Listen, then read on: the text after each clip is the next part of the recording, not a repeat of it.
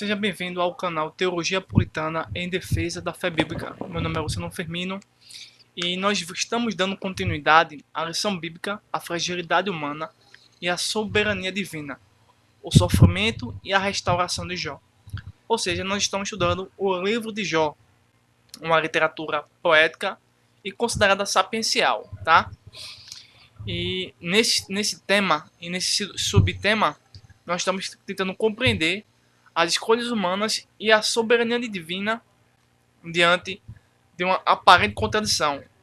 Que a contradição seria essa, basicamente? Porque o justo, uma pessoa que teme a Deus, tem fé no Deus verdadeiro e vivo, sofre tantas privações, tantas tribulações, como aconteceu com Jó. Tá entendendo? Esse é basicamente um enredo e a situação em que está a história de Jó, tá? Lembrando que o livro de Jó não é um livro científico. O livro de Jó é, com todas as palavras e certezas, a santa e fiel palavra de Deus, a revelação para o ser humano.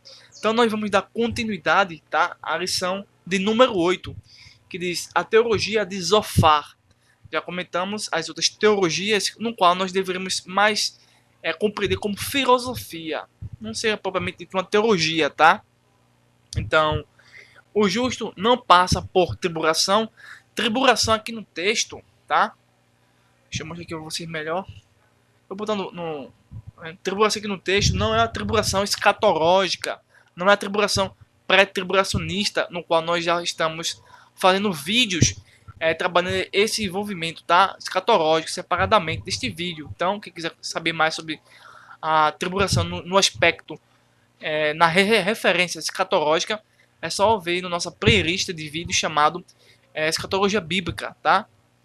Mas a tribulação aqui são as provações, as dificuldades, as guerras individuais e espirituais que qualquer cristão passa, tá?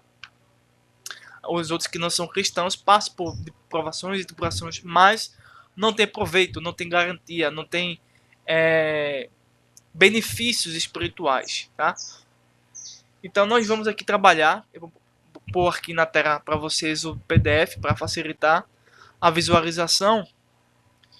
Pronto, aqui, ó.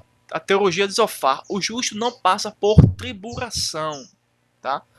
O textuário e terás confiança, porque haverá esperança, olharás em volta e repousarás seguro. Jó capítulo 11, versículo de número 18. A verdade prática é, segundo as escrituras, até mesmo o justo passa por tribulação. Inclusive, eu acredito que tenham mencionado em outros vídeos que o justo passa por tribulação 10 vezes mais do que um ateu, tá? Do que um agnóstico, do que um marxista, do que um esquerdista. O cristão passa por 10 vezes tribulações piores do que o povo do mundo, tá certo? Mas tem uma finalidade, tá? O objetivo dessa tribulação é ter uma finalidade. E aproveitando, vou indicar um livro que vai trabalhar essa ideia. Por que o justo sofre, tá? Basicamente, isso que está envolvendo Jó. Com outras perguntas, obviamente. Um livro que vai trabalhar muito essa questão que Jó vai responder, tá? Esse livro aqui, ó. Do apologista Ron Rhodes. Por que coisas ruins acontecem se Deus é bom? Então, basicamente, esse livro aqui vai nos ajudar a compreender Jó também. Por que as coisas ruins acontecem a Jó, que é um homem fiel, justo, diante de Deus. Né? Aí tem aqui os temas, subtemas. O mal prova que Deus não existe. O mal prova que Deus não é bom. O mal prova que Deus é finito. O problema do livre-arbítrio. Satanás e o sofrimento. Muito bom esse livro, tá? Eu recomendo. Para ajudar a compreender essa revista aqui, tá? O nosso estudo, tá bom?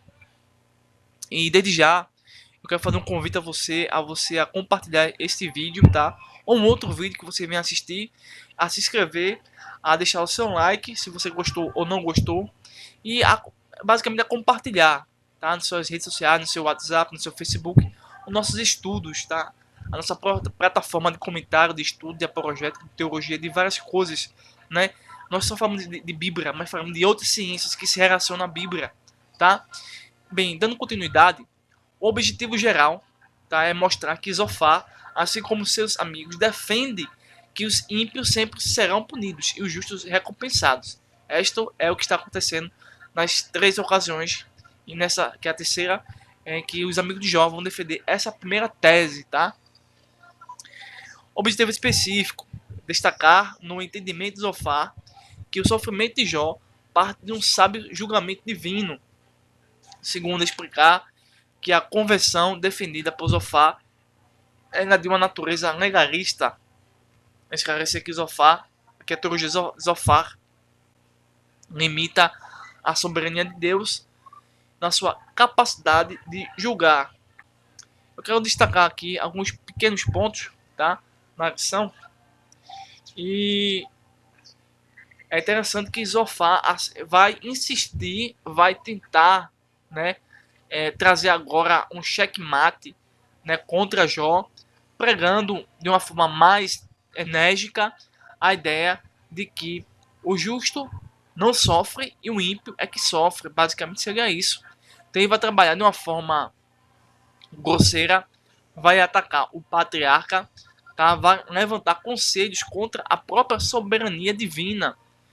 E vai dizer o próprio Zofar, no pensamento de Zofar, que Jó deveria voltar-se em arrependimento e vai dar aí as fórmulas desse arrependimento lá no tópico 2, onde ele vai tentar mandar Jó se converter, fazer oração, ter uma conduta correta e renunciar ao pecado.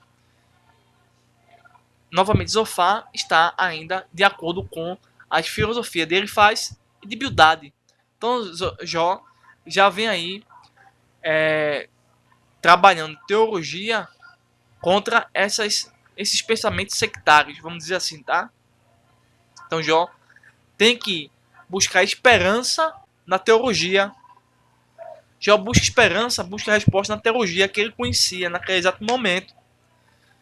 Jó realmente, diferente de nós, ele não tinha a Bíblia. Hoje nós temos a Bíblia, mas Jó tinha a revelação natural, tá?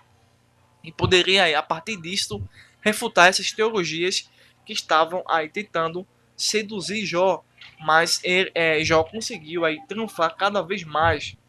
Então, Zofar vai defender que o sofrimento de Jó fazia parte de um sábio julgamento divino, pois para ele Deus demonstra grande sabedoria em reprimir maus e também e os bons jamais passam por tribulação nenhuma. Para Zofar, se alguém deve algo ter que pagar com dureza, o terceiro amigo de Jó não demonstra a mínima compaixão pelo sofrimento do patriarca de Uz, ao acusá-lo de se comportar como um animal irracional, um jumento que não tem entendimento. Então as coisas são muito sérias. Hoje as pessoas aí deixaram de compreender as escrituras, mas eu compreendi a palavra de Deus.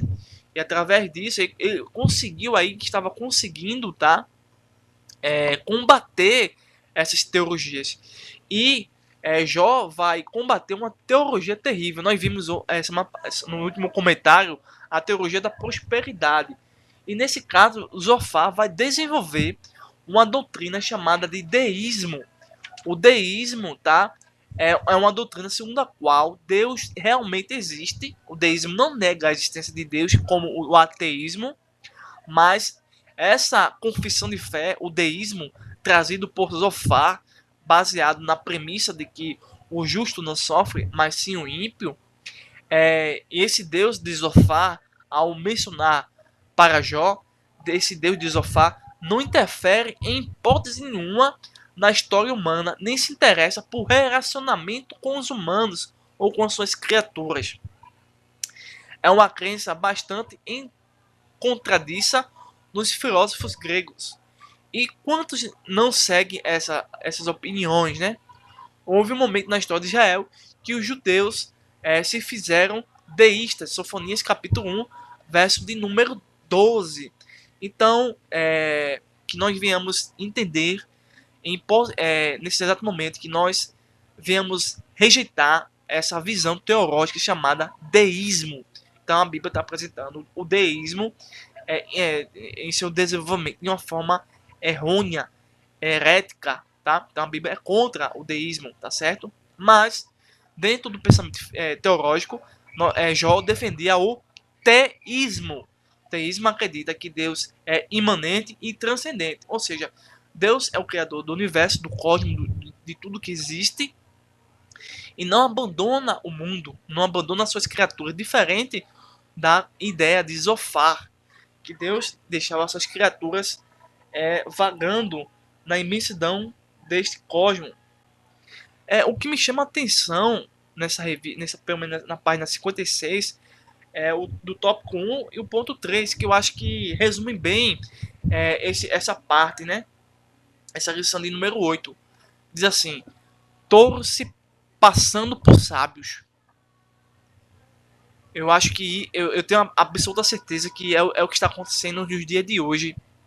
Muitos líderes religiosos, políticos, professores de faculdade não são sábios, são idiotas. Bem, Jó reage com ironia à sabedoria defendida anteriormente por seus amigos, tá? E agora vai combater Zofar. Este, juntamente com seus amigos, havia ser levantado como legítimo representante do verdadeiro saber. Zofar, pois, pretende representar o próprio Deus em seu discurso, Jó capítulo 13. Todavia, Jó está convencido de que não passa de charlatanismo. Vós, porém, sois inventores de mentiras, e vós todos médicos que não valem nada. Jó capítulo 13, verso de número 4. É assim que as teologias que chegam a nós basicamente hoje, não todas, são baseadas na mentira. E Jó tinha um discernimento espiritual muito grande e que podia recorrer naquele instante para corrigir aí as argumentações de Zofar de uma maneira simples, direta e objetiva. Então o patriarca estava certo de que havia uma sabedoria do alto, santa e perfeita, que seus amigos desconheciam por completo. Hoje em dia é da mesma forma, muitas pessoas desconhecem Deus, tá? Quem é Deus e a sua natureza, mas nós cristãos acreditamos que existe a teologia, a sabedoria do alto, que as pessoas não conhecem e que nós devemos compartilhar esse pensamento para tentar salvá-los. Bem, voltando à lição, e quando revelada, ficaria ao seu lado. Então, quando a verdade, o Messias, o Cristo, a segunda pessoa da Trindade for manifestada nos céus, né, no arrebatamento, com certeza ficará do nosso lado, pois estamos do lado da verdade.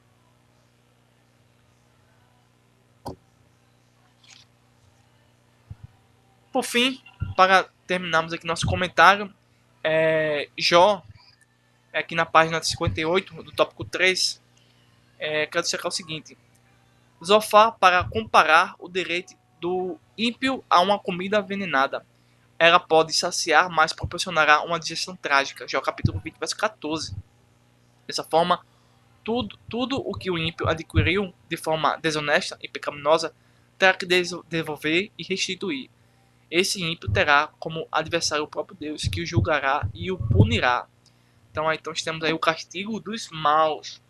Mas falando um pouco de Zofar, eu quero trabalhar aqui um pouco sobre quem seria Zofar. Zofar, para a gente poder entender bem essa lição de uma forma bastante objetiva, Zofar era originário de Namá, um pequeno reino que se achava muito provavelmente no território moderno da Arábia Saudita. Então, Zofar, à semelhança de seus amigos, não era um teólogo, né, bíblico, ortodoxo, mas um mero filósofo.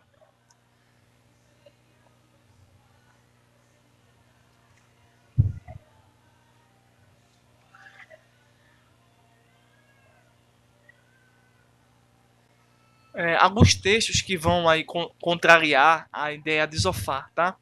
Quero mostrar aqui para vocês Daniel capítulo 4, verso 31 ao 37. 1 Reis capítulo 17, verso 14 ao verso 16. Esses versículos nos mostram que Deus, ele não somente está preocupado com a criação, mas com qualquer tipo de detalhe que essa criação venha a ter ou tem. Então Deus, ele se relaciona direta e indiretamente com a sua criação. Ou seja, em hipótese nenhuma, a cosmovisão deísta faz sentido para a teologia.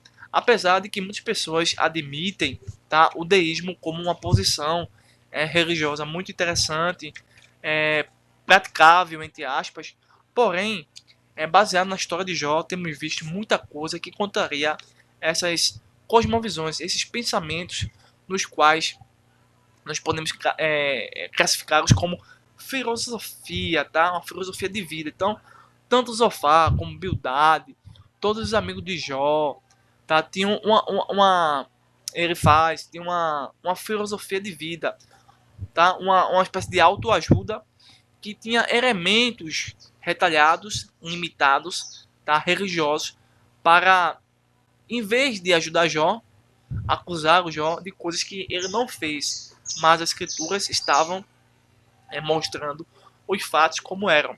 Então, é isso que eu tenho a mencionar sobre a lição de número 8, tá? A teologia de Zofar. Eu não chamaria de teologia, tá? Eu chamaria de pensamento de Zofar. O justo não passa por tribulação, então nós respondemos a pergunta assim: o justo passa por tribulações e muitas tribulações. O verdadeiro, né? A verdadeira espiritualidade não é. Eu vou até fazer um vídeo, tá? E vou pôr no canal um vídeo ao vivo no Facebook falando sobre a falsa espiritualidade dos dias atuais. E nós temos em Elifaz, Bildad, Zofar e outros, não somente uma teologia, uma filosofia errada, equivocada, distante das escrituras da ortodoxia, mas também uma falsa espiritualidade no qual Elifaz, Bildad tentava mostrar para Jó como verdadeira. Só que Jó estava firmado nas certezas. Jó verdadeiramente era um apologista, um teólogo que não tinha exatamente um diploma, mas tinha boas argumentações que o fazia como um verdadeiro e legítimo teólogo para defender a fé e buscar esperança nessas informações que Jó tinha. Então eu espero que este vídeo possa aí, contribuir em algum sentido, tá? Para a gente poder crescer na graça e no conhecimento. Então compartilhe este vídeo e, se Deus permitir, nós estaremos aqui para a gravação de outros vídeos, tá? E obrigado a todos que seguem esse canal, tá? De uma forma em que Deus possa lhe abençoar poderosamente, tá? E nós esperamos aí crescer esse ano a chegar em torno de 1.000 inscritos para a gente produzir vídeos ao vivo, tá? Sem precisar de fazer programas gravados antes, mas ao vivo, tá? Assim como ocorre no Facebook, tá? Então, até o próximo vídeo, se Deus assim nos permitir.